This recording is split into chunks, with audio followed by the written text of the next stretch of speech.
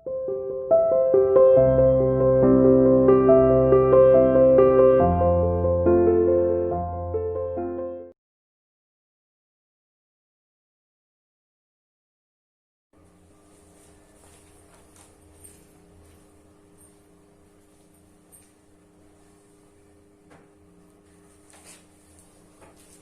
बेटा, आज कक्षा 9वीं में हिंदी विषय में हम अगली कविता पढ़ने जा रहे हैं, जिसका शीर्षक है बच्चे काम पर जा रहे हैं।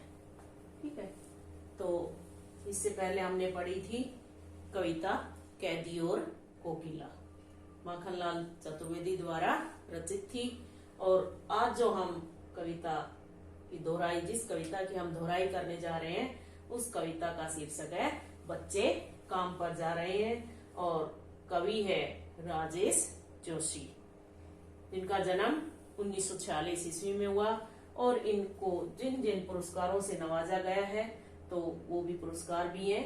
पुरस्कार है माखनलाल चतुर्वेदी पुरस्कार, मध्य प्रदेश शासन का शिखर सम्मान और साहित्य अकादमी पुरस्कार। ठीक है, ये कठिन शब्द हैं जो आपको एक बार देखने पड़ेंगे, जिनसे आपको कविता का भावार्थ समझने में आसानी होगी। तो आइए अब अपनी कविता पर आते हैं। देखिए, इस कविता में कवि ने बच्चों की जो समस्या है उसको उठाया है और उसके लिए कवि के मन में पीड़ा है, दुख है कि जो बच्चे, जिन बच्चों की खेलने कूदने या पढ़ने लिखने की उम्र है, वो उस उम्र में काम पर जा रहे हैं, तो ये तो बड़े दुख का विषय है। तो इस समस्या को सबके सामने लाने का प्रयास किया है और सरकार का, समाज का इसकी तरफ ध्यान खींचने का प्रयास किया है अपनी कविता द्वारा। तो देखिए क्या लिखा है कवि ने कि कोहरे से ढकी सड़क पर बच्चे काम पर जा रहे हैं, सुबह सुबह बच्चे काम पर जा रहे हैं। कोहरा मतलब धुंध, जब सर्दियों में सुबह सुबह धुंध पड़ती है तो उस समय, जब सुबह सुबह के समय जब सड़कें धुंध से ढकी होती है, कोहरे से ढकी होती है, उस समय छोटे छोटे बच्चे काम पर जा रहे होते हैं। ठीक है, हमारे समय की सबसे भयानक पंक्ति है यह, भयानक है इसे विवरण की तरह लिखा जाना चाहिए इसे सवाल की तरह, काम पर क्यों जा रहे हैं बच्चे। अब कवि क्या कहता है कि ये हमारे समय की, यानी बच्चे जो काम पर जा रहे हैं, ये सबसे भयानक, भयानक का मतलब होता है डरावनी। तो ये कवि कहता है कि जब बच्चे सुबह सुबह काम पर जा रहे हैं, उस समय का वर्णन करते हुए कहते हैं कि ये जो छोटे छोटे बच्चे हैं, कोहरे से ढकी हुई सड़क पर, धुंध से ढकी हुई सड़क पर इतने ठंड में ठिठुरते हुए काम पर जा रहे हैं, यानी रोजी रोटी कमाने के लिए जा रहे हैं, तो ये कोई अच्छी बात नहीं है।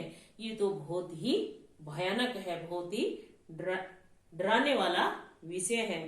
यानी बच्चों को पढ़ाई लिखाई छोड़कर, खेल कूद छोड़कर मेहनत मजदूरी के लिए जाना पड़ रहा है। ये हमारे सब समय की सबसे भयानक बात है, सबसे भयानक पंक्ति है का मतलब कि ये सबसे भयानक बात है कि इस तरह जो छोटे छोटे बच्चे हैं, जिनकी आयु खेलने कूदने की है, पढ़ने लिखने की है, और वो काम पर जा रहे हैं, तो ये तो सबसे भयानक, अर्थात उस समय की ये सबसे भयानक स्थिति है। इससे बुरा और कुछ नहीं हो सकता। ठीक है, लिखा जाना चाहिए इसे सवाल की तरह, सवाल का मतलब होता है प्रश्न की तरह, यानी विवरण विस्तार से, ऐसे साधारण तरीके से नहीं लिखा जाना चाहिए। कहता है ना, भयानक है इसे विवरण की तरह लिखा जाना, यानी इस बात को सामान्य तौर पर लिखा गया है, ये तो बहुत ही गलत बात है, बहुत ही भयानक है, बहुत गलत है। इसे तो बल्कि सवाल के रूप में, प्रश्न के रूप में पूछा जाना चाहिए। यानी इन बच्चों की समस्या को समाज से, सरकार से प्रश्न के रूप में पूछा जाना चाहिए। यानी ये कोई सामान्य घटना नहीं है, इसे ऐसे साधारण तरीके से, सामान्य तरीके से लिख दिया तो इसे ये कोई सामान्य घटना नहीं है। इसे तो बच्चों से, जो ये बच्चों की बहुत ही भयानक समस्या है, इसे तो प्रश्न के रूप में पूछा जाना चाहिए कि ये इतनी छोटी आयु में काम करने के लिए क्यों जा रहे हैं। यानी जा रहे हैं नहीं, बल्कि क्यों जा रहे हैं, ये कहना चाहिए। ठीक है बेटा, तो एक बार पहला जो पैरा एक बार फिर से देखिए कि कोहरे से ढकी सड़क पर बच्चे काम पर जा रहे हैं। सुबह सुबह बच्चे काम पर जाए। जब सुबह सुबह बहुत अधिक ठंड होती है और उस ठिठुरती ठंड में जो सड़कें धुंध से ढकी हुई होती है, कुछ भी नहीं दिखाई देता है, उस समय छोटे छोटे बच्चे काम करने के लिए अर्थात मेहनत मजदूरी करने के लिए जा रहे होते हैं। हमारे समय की सबसे भयानक पंक्ति है ये। कवि कहता है कि ये उस समय की सबसे डरावनी पंक्ति है, सबसे गलत बात है, भयानक है। इसे विवरण की तरह लिखा जाना चाहिए। इसे सवाल की तरफ कवि क्या कहता है कि इसे सामान्य तरीके से लिखा जाना बहुत ही भयानक है, डरावना है, बल्कि इसे तो प्रश्न के रूप में पूछा जाना चाहिए। काम पर क्यों जा रहे हैं बच्चे, कि काम पर बच्चे क्यों जा रहे हैं। ठीक है, अब दूसरा पैरा देखिए। क्या अंतरिक्ष में गिर गई हैं सारी गेंदें। अंतरिक्ष आकाश में, अंतरिक्ष का मतलब है आकाश। क्या दीमकों ने खा लिया है सारी रंग बिरंगी किताबों को। क्या काले पहाड़ के नीचे दब गए हैं सारे खिलौने। क्या किसी भूकंप में ढह गई है सारे मदरसों की इमारतें। क्या सारे मैदान, सारे बगीचे और घरों के आंगन खत्म हो गए हैं एकाएक। एकाएक का मतलब होता है अचानक। तो फिर बचा ही क्या है इस दुनिया में।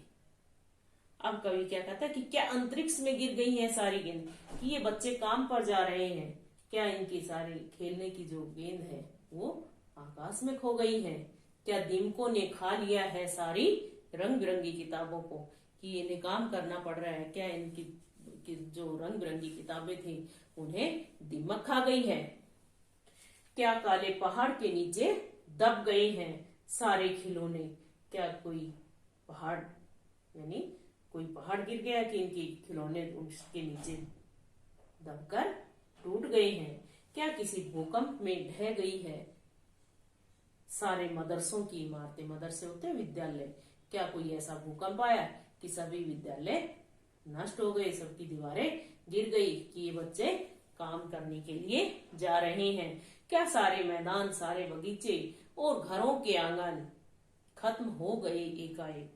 अब कवि क्या कहता है कि ये प्रश्न सब से पूछ रहा है कि ये बच्चों के खेलने के लिए जो जगह थी, मैदान थे, सारे जो बाग बगीचे थे, घरों के आंगन थे, क्या वो सब समाप्त हो गए हैं, कि इन बच्चों को काम करने के लिए जाना पड़ रहा है। अगर ऐसा हो गया है तो फिर बचा ही क्या है इस दुनिया में। अब अंत में कवि कहता है अगर ये सब वास्तव में ही अगर नष्ट हो गए, ये ऊपर जो गिनवाई हुई सारी चीजें अगर वास्तव में ही समाप्त हो गई है, तो अब इस दुनिया में कुछ भी शेष नहीं बचा है। यानी बच्चों के लिए फिर क्या बचा, यानी सब कुछ ही समाप्त हो गया है। तो ये आज के आदि कविता हमने आज पढ़ लिए हैं। रिवीजन में थोड़ा थोड़ा करके रिवीजन करेंगे ताकि अच्छे से समझ सके। अब आपको करना क्या है इसमें कि ये 3 प्रश्न दिए हैं जो आपने कविता पढ़कर खुद से फाइंड आउट करने हैं। पहला प्रश्न है बच्चे किस समय और कहाँ जा रहे हैं। दूसरा प्रश्न है सोचकर बताएं कि बच्चे काम पर क्यों जा रहे हैं। तीसरा है कवि को किस बात का दुख है। ठीक, ये 3 प्रश्न है, ये आपको अपने आप अपनी नोटबुक में लिखने हैं, फेयर नोटबुक में। ठीक है,